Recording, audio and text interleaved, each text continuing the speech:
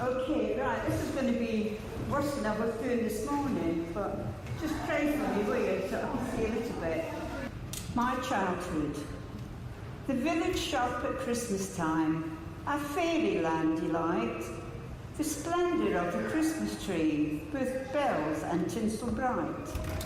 That lovely feeling when in church the carols children sing. So many precious joys to last, my childhood memories bring. Well, good afternoon, and Christchurch offers a very, very welcome to all of you, and I hope you enjoy our yearly candlelight service and stay for refreshments afterwards. One winter's night, Martin Luther was walking home along a lonely road, and looking up he saw a bright star poised above a fir tree. It reminded him of the Star of Bethlehem, and when he got home, he cut off the top of a tree, brought it into the house and fixed a candle on the top. Nowadays, most of us have a Christmas tree in the house, and beautiful many of them are. But they are never complete without the star on top to remind us of that wonderful journey and the amazing sight at the end of it, the baby in the manger. Martin Luther's moment of inspiration has brought joy into countless homes and hearts. Heaven announced the birth of Jesus in these words. The Virgin Mary will give birth to a son and call him Emmanuel, which means God with us. Mary must have been overwhelmed and probably a little frightened when she was told what God had in store for her. Nevertheless, she said, "Let it be according to your word." He was born in the humblest of settings, yet heaven above was filled with the songs of angels. His birthplace was a cattle shed, yet a star brought the rich and noble from thousands of miles away to worship him. There is no greater miracle than Jesus' birth. So at this time of celebrations and gift-giving, let's join the wise men who fell down on their knees to worship him. Let's remember that Christmas is about Christ. We shall now sing the first carol. Come and join the celebration.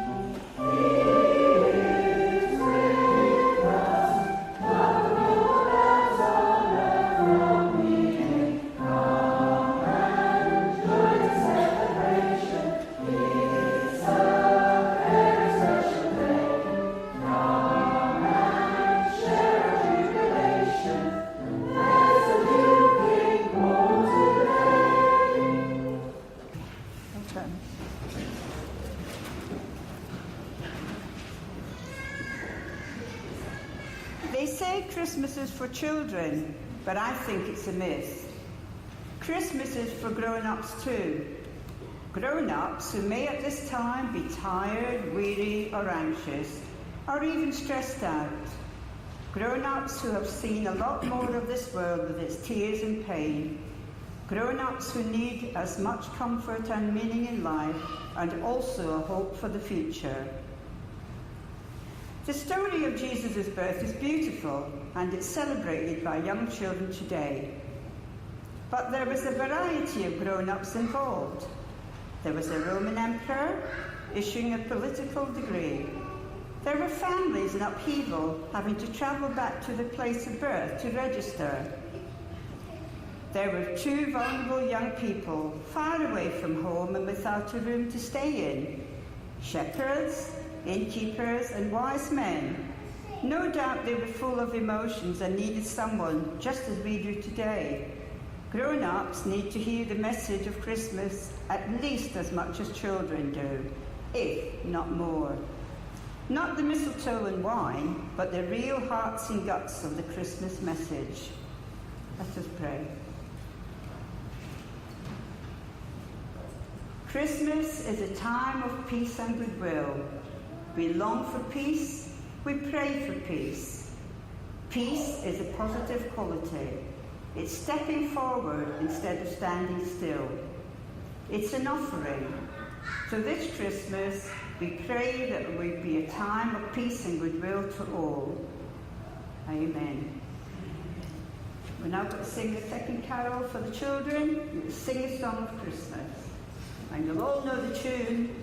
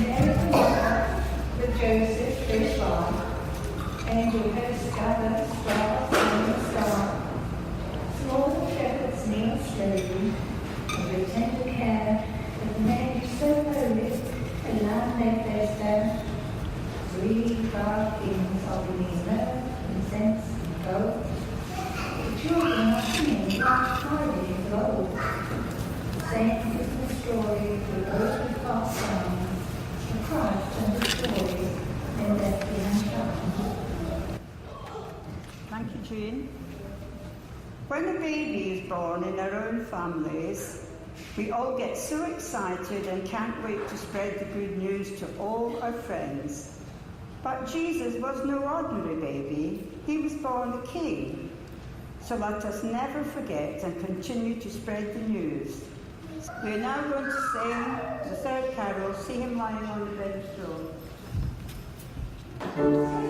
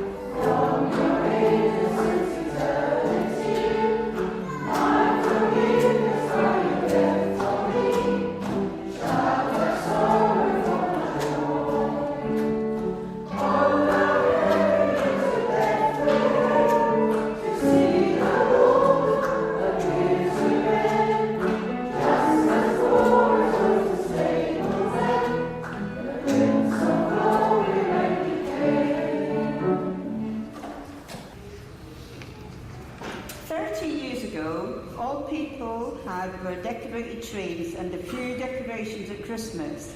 But now we have wreaths on the front door, outdoor lights in the garden, and the most recent additions are the arch candlesticks with 7 or more candles on the windowsills. This custom came to us from Scandinavia. The story is that in weeks before Christmas, like that first Christmas 2,000 years ago, Mary and Joseph wandered the world looking for a place where they would be safe. They looked for a welcome light in the window, and that is why we put the lights in the windows to invite the Holy Family into our homes at the darkest and coldest part of the year. The candles say that Christ is welcome in our homes, and that is why we invite him to stay with us, not just for Christmas, but for all time. How far would you be prepared to go in your search for God? The wise men left their homes and families to travel hundreds of miles. The star which they had seen in the east went before them, till it came and stood over where the baby was. And when they saw him with Mary his mother, they fell down on their knees and worshipped him. And now we shall have the second poem from Kath.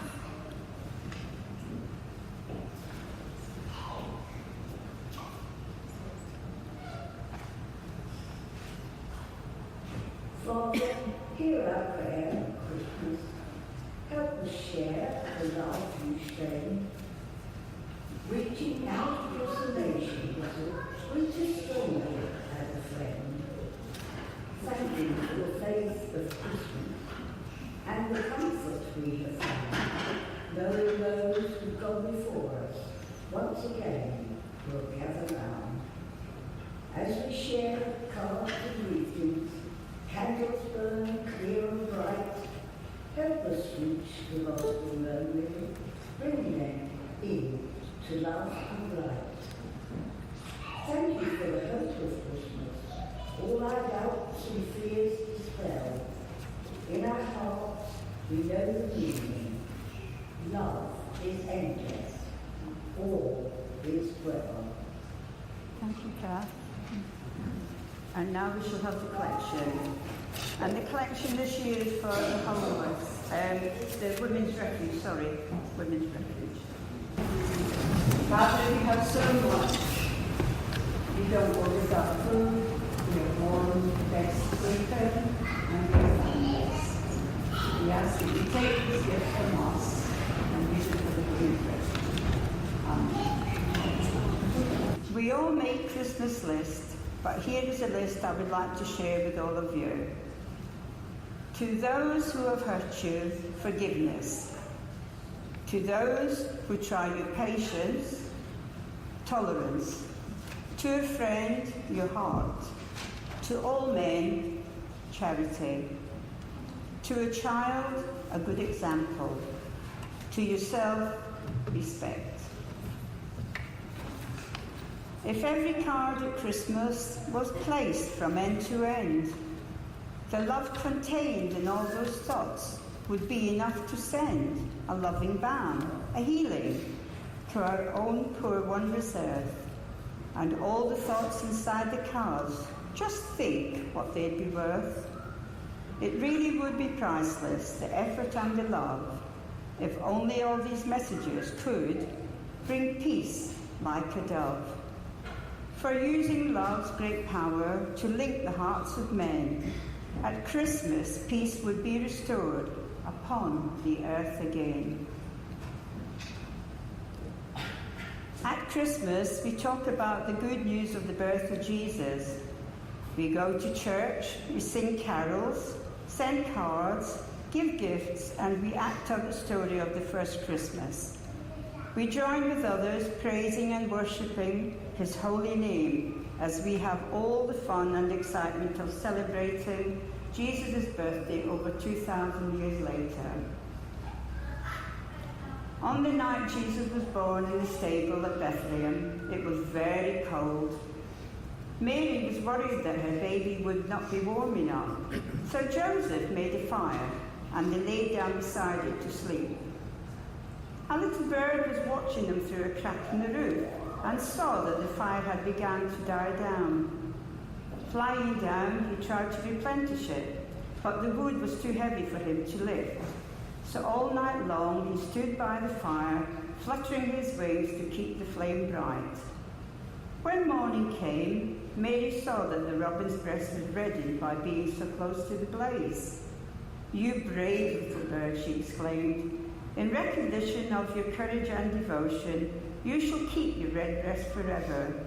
And then everyone will know how you risked your life for your Lord." Maybe it is a legend, but it's true. When faith and love combine at Christmas, special things happen. Right, we're now going to sing Away in a Manger. So you can all stand.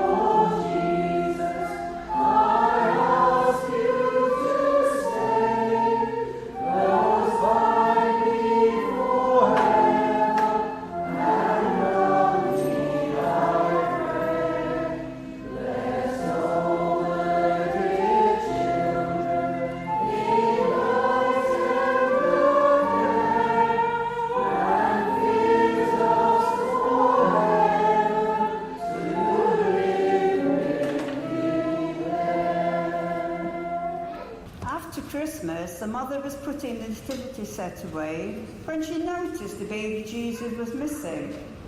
She asked the 4-year-old if he knew where the baby Jesus was. "Yes," he replied, "but he doesn't want me to tell anybody." "Why not?" Mum asked. "Because he doesn't want to be put away with the decorations." Wisdom from the lips of a child? When you know why Jesus came, you will celebrate Christmas every day and keep him by your side. Jesus came to earth to bring good news for all people. And regardless of your situation, Christmas is the best gift you will ever get, because it's the only gift that lasts forever. We do know that there are people for whose Christmas is a very sad time. Many Christmas memories are full of tension and not tinsel. More people than we know can ever imagine hurt at Christmas. When you find yourself alone at Christmas, the sights and sounds that once brought joy can reinforce your sense of sadness. Don't assume that everyone else is having a perfect time while you struggle. Take the focus off yourself. Reach out to see if there is a needy family who would enjoy spending an hour or so with you. It's probably the last thing you feel like doing, but you will feel like a new person if you try it. And if you're feeling lonely, this is a prayer for you. Lord, you know my heart aches today. Your word says you are close to the brokenhearted. Let me feel your nearness. Help me draw close to you, and in doing so, make this Christmas like one I have never known. Amen. Amen. Okay, we shall now finish with the hymn, or Come Let Us Adore Him.